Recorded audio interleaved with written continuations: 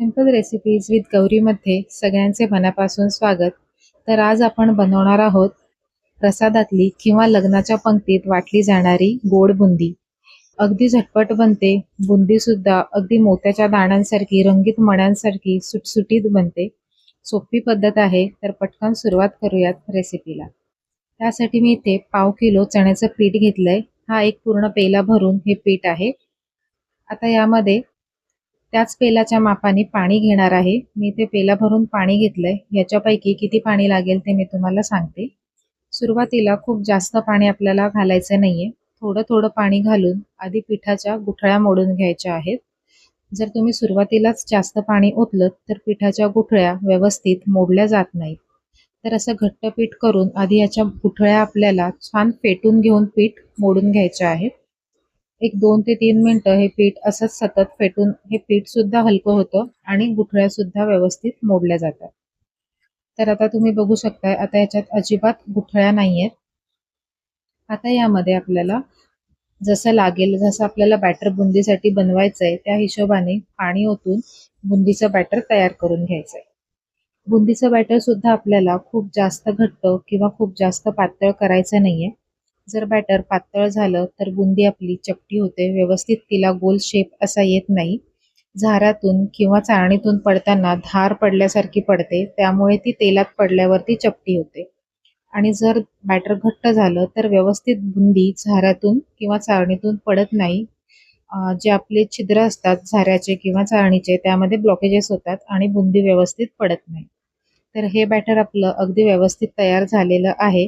सगळ्यात शेवटी मी यामध्ये थोडासा सोडा घातलाय, पाव चमचापेक्षा सुद्धा कमी. याच्याऐवजी सोडा घालायचा नसेल तर तुम्ही गरम तेल 2 चमचे यामध्ये वापरू शकता. टोटल मला पाऊण ग्लास पाणी इथे लागलेलं आहे. आता पाण्याचं प्रमाण हे प्रत्येकाला थोडं कमी जास्त लागू शकतं, कारण ते आपल्या बेसनच्या क्वालिटीवरती डिपेंड आहे.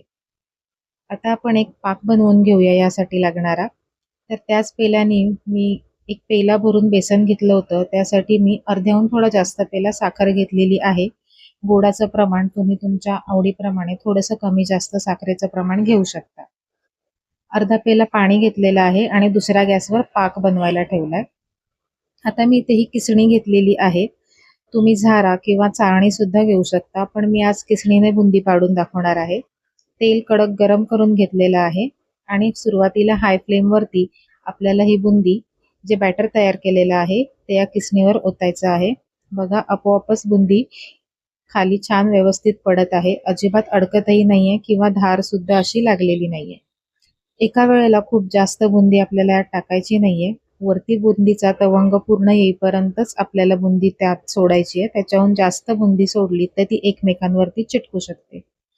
तर अशा पद्धतीने मी एवढीच बुंदी आता घालतेय. साईडने आपल्याला थोडंसं बोटाने किंवा चमच्याने ठोकायचं आहे.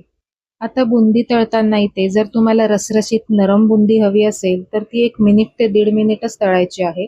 पण आज आपण प्रसादाची बुंदी बनवतोय, ती थोडी मोकळी सुळसुळीत असते. त्यासाठी मी थोडी जास्त बुंदी तळत आहे.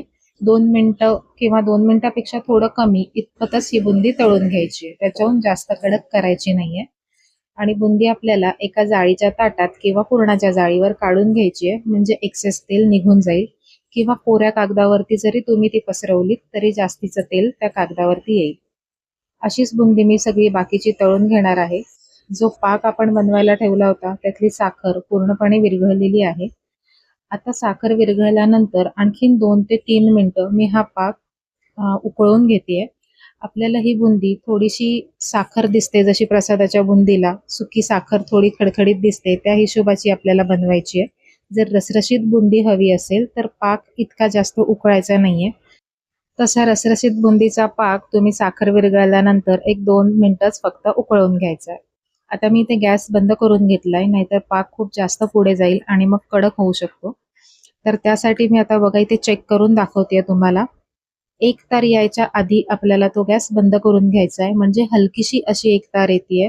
अगदी प्रॉपर व्यवस्थित जी तार येते तशी येत नाहीये, म्हणजे पाकाची ही कन्सिस्टन्सी बरोबर आहे.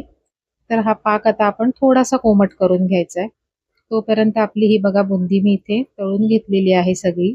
थोडीशी रंगीत बुंदी सुद्धा मी केलेली आहे. अगदी थोडीच केली, 4-4, 5-5 चमचे बॅटर काढून मी अशी थोडी थोडी कलरची बुंदी करून घेतलेली आहे.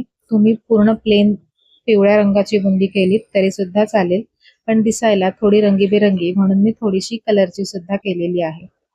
तुम्ही बघू शकताय किती छान मोकळी अशी ही बुंदी तयार झालेली आहे. अजिबात एकमेकांना चिकटलेली नाहीयेत. जसे आपले रंगीत मणी असतात माळेचे, अगदी तशीच ही बुंदी दिसत आहे. तेलकट सुद्धा ही बुंदी अजिबात झालेली नाहीये, कारण आपण ह्याच्यातलं तेल व्यवस्थित निथळून घेतलेलं होतं. आता पाक इथे हलकासा कोमट झालेला आहे. खूप जास्त गरम पाकामध्ये आपल्याला बुंदी टाकायची नाहीये. यामध्ये मी थोडी वेलची पावडर घातलेली आहे. तुम्ही अख्खी वेलची थोडीशी ठेचून यामध्ये घालू शकता. वेलची पावडर एकदा मिक्स करून घेऊयात आणि आपली जी बुंदी आहे ती सगळी बुंदी या पाकामध्ये आपल्याला ओतायची आहे. अगदी बिनधास्त तुम्ही ही बुंदी या पाकात ओतू शकता. अजिबात प्रमाण कुठलंही चुकत नाही. व्यवस्थित पाक मुरतो आणि व्यवस्थित पुरतो सुद्धा. पाकामध्ये आपण हिला छान मिक्स करून घेऊयात. प्रसादाची बुंदी किंवा लग्नाच्या पंक्तीत वाढली जाणारी बुंदी ही छान सुटसुटीत असते. तिला थोडीशी साखर साखर अशी सुद्धा दिसत असते. त्यामुळे आपण पाक थोडासा जास्त शिजवला आहे. आता ही छान मिक्स झालेली आहे पाकामध्ये. ह्याला आपल्याला झाकून ठेवायचं आहे 1-2 ते 2.5 तास. एकसारखी करून घेते आणि आपल्याला मग झाकून ठेवायचं आहे. पण मध्ये मध्ये थोड्या वेळाने आपल्याला ती छान हलवून घ्यायची आहे खालपासून. कारण कसं आहे, वरची बुंदी थोडीशी सुकी राहते आणि खालती पाक राहिल्यामुळे खालची बुंदी सॉफ्ट होते. त्यामुळे आपल्याला 2 तास आपण झाकून जरी ठेवणार असलो तरी मध्ये मध्ये थोडीशी आपल्याला हलवून घ्यायची आहे. तर इथे 2 तास झालेले आहेत आणि बुंदी तुम्ही बघू शकताय छान अशी सडसडीत झालेली आहे. आणि साखर सुद्धा तुम्हाला दिसत असेल, जशी आपण प्रसादामध्ये बुंदी खातो, प्रसादाच्या ताटात बुंदी येते, भंडाऱ्यांमध्ये बुंदी मिळते, अगदी तशीच ही बुंदी तयार झालेली आहे. अजिबात चिकटलेली नाहीये, छान मोकळी अशी तयार झालेली आहे. तर आपण हिला प्लेटमध्ये काढून घेऊया. तर बघा किती छान आपली ही बुंदी दिसत आहे. अगदी रंगीबेरंगी आणि मोकळी सळसळीत ही बुंदी तयार झालेली आहे. तर नक्की बनवून बघा. मुलांना खाऊसाठी सुद्धा तुम्ही ही बनवून ठेवू शकता. तर आजची रेसिपी तुम्हाला कशी वाटली हे कमेंट करून नक्की कळवा. रेसिपी आवडली असेल तर व्हिडिओला लाईक करा, हाईप करा, मित्रपरिवारासोबत शेअर करा आणि अशाच सिंपल आणि सोप्या रेसिपीज बघण्यासाठी सिंपल रेसिपीज विथ गौरी या चॅनलला सबस्क्राईब करून बेल आयकॉन सुद्धा प्रेस करा. नमस्कार.